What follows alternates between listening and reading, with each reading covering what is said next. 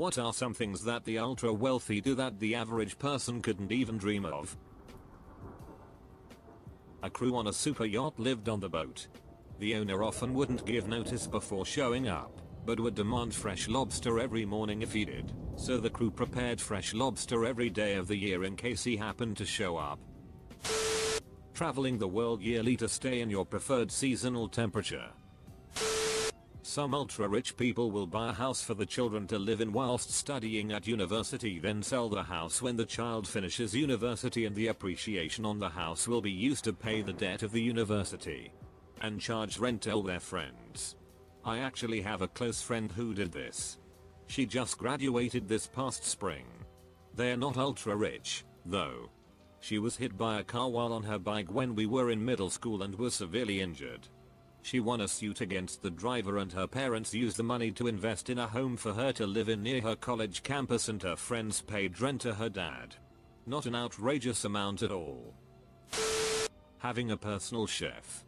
Many regular people may have a weekly cleaner or something like that, but a personal chef is something normal people couldn't dream of. Imagine having restaurant quality food prepared and cleaned away for you daily.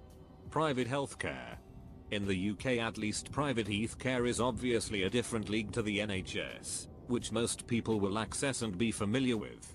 The idea of getting seen very quickly is sadly alien to a lot of people. A lot of rich people are asset rich, so it's not necessarily showy or extravagant.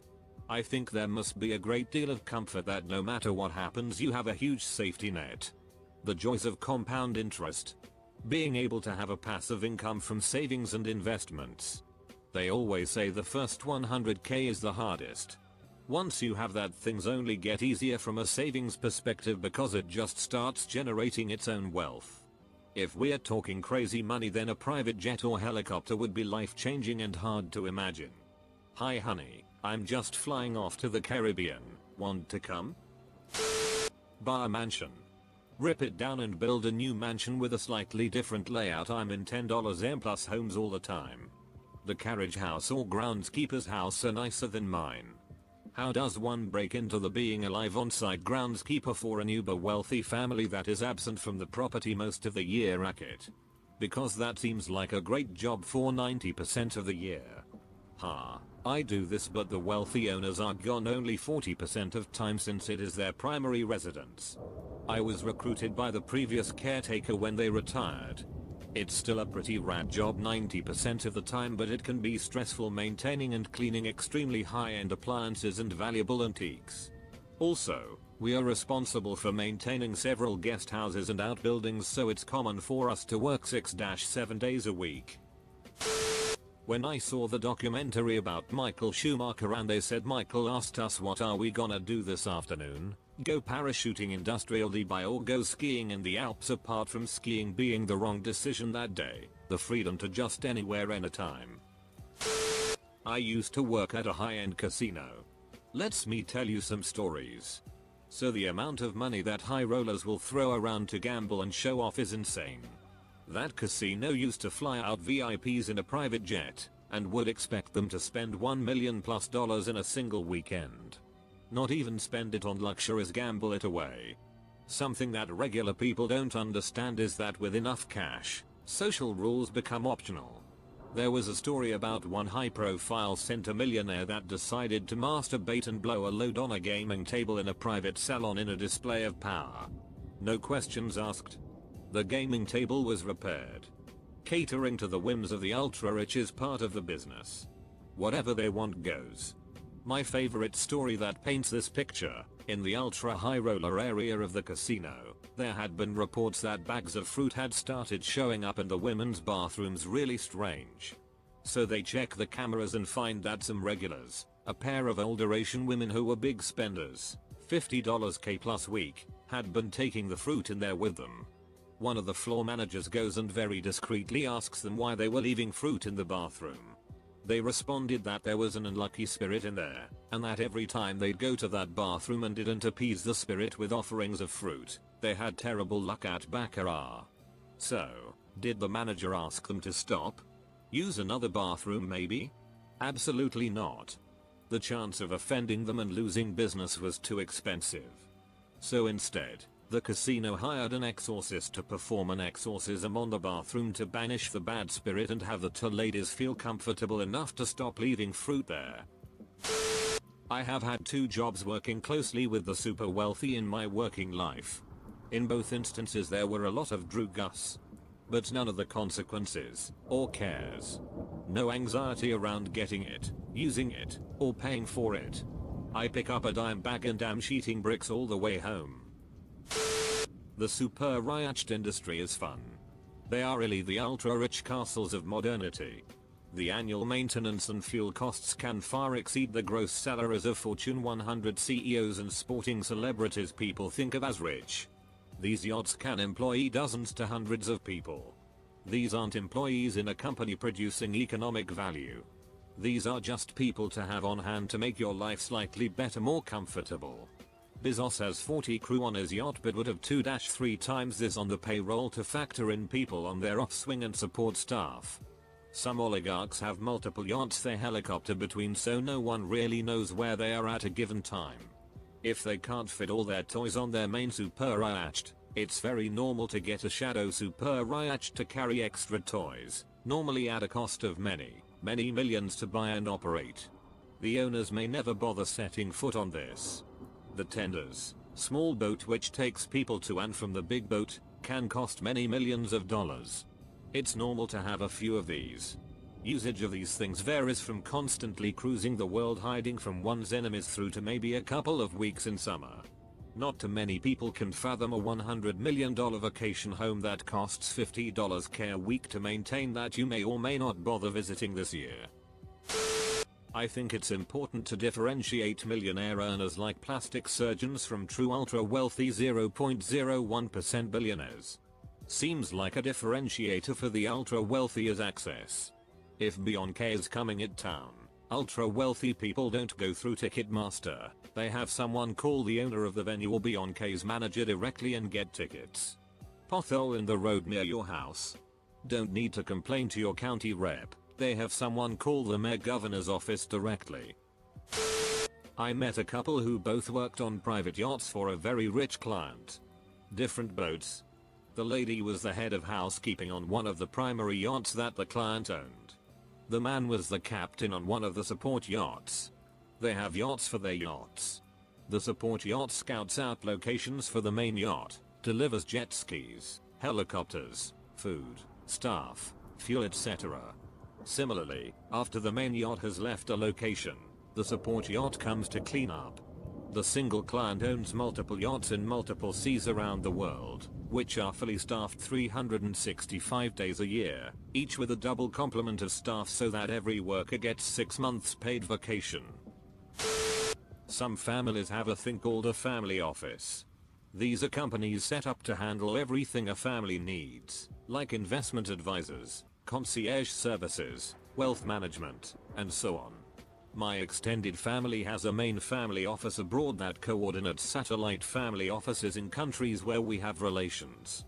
The office that works for my immediate family has a small staff of 1 investment advisor, an in-house lawyer, 2, I think, accountants, 2 PAs for my parents, and 2 maybe 3 concierges who likely work rotating shifts since they're available 24/7.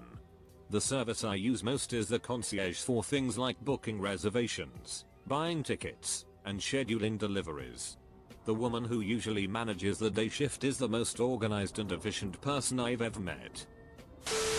My brother is an extremely wealthy tech entrepreneur. People on this subhole follow tech would know who he is. The main thing for him that shocked me once he became super rich was the speed of his decision making around what I would have thought to be massive luxuries requiring huge amounts of planning. We grew up relatively poor.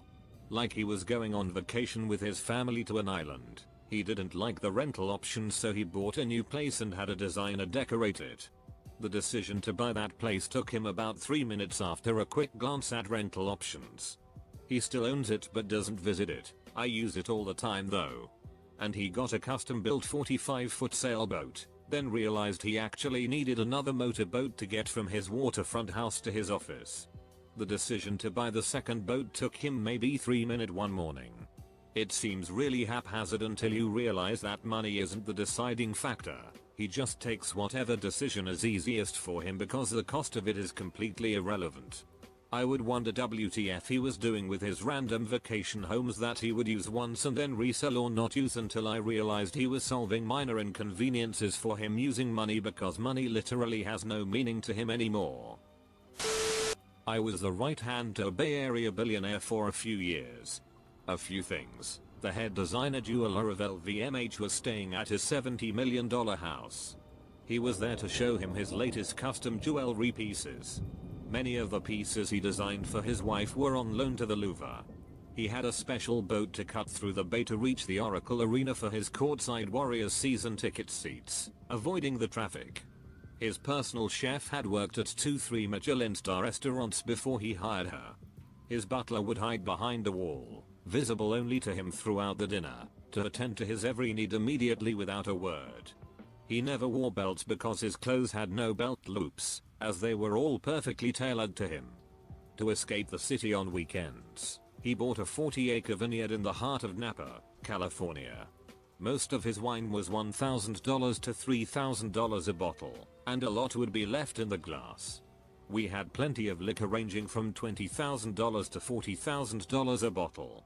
Some crazy stuff. He owned 5 houses in California, totaling over $250 million, and when he moved to Miami, he bought 2 houses, each for around $50 million. The art, the details, the furniture were insane. I recall a room covered in leather with ivory inlays, crafted by descendants of those who worked on the Palace of Versailles. The bar resembled a swanky New York bar, and the entire room was hand-carved in Morocco before being reassembled in the US. I could go on and on with countless other examples, and to be honest, he wasn't even that happy. My mom used to work as a housekeeper for an older, very wealthy lady in Manhattan. We're talking new worth $150 mil. Her cat had a custom-made crystal bowl with Swarovski crystals that cost over $4K. Her cat would have its food prepped by a chef. No store-bought food. She had her bed sheets laundered every week and replaced every 4 weeks with new. Those were some pricey high-end sheets, too. She made sure the old ones were destroyed, torn up, so that none of the servants' housekeepers would take them. Even though everything she needed was within a 5-minute walk, she wasn't bedridden and in good enough physical shape to move about freely. She was chauffeured everywhere. In a Rolls Royce. Went out of the country on trips for 6 times per year. Mostly Europe, for 2 weeks at a time. She had private homes in upstate NY, Florida, California, Arizona, Florence, Italy, and Sao Paulo, Brazil. Think there was another one in San Pedro, Spain, or somewhere in that area. She had around a few $1 million worth of jewelry, necklaces and brooches. She never wore earrings. Pretty much all her clothing was custom made. I used to work in a resort environment that served a lot of wealthy elites, and you had women who haven't washed their own hair in years. Literally, years. They go to the spa and have standing appointments every 3-4 days to have their hair washed and blown out. I know a retired guy who used to own a custom plane design company. His company's main consumers were Middle Eastern billionaires. He said when they travel with organ donor employees. It's exactly what you think it means. The employee is their blood type, size of organs have been measured to be a good match. Their salaries are very well, and if they actually have to donate a vital organ, say in the event of a wreck, cancer, etc., the employees' families are paid the salary for life. This is not folklore. This is a real thing.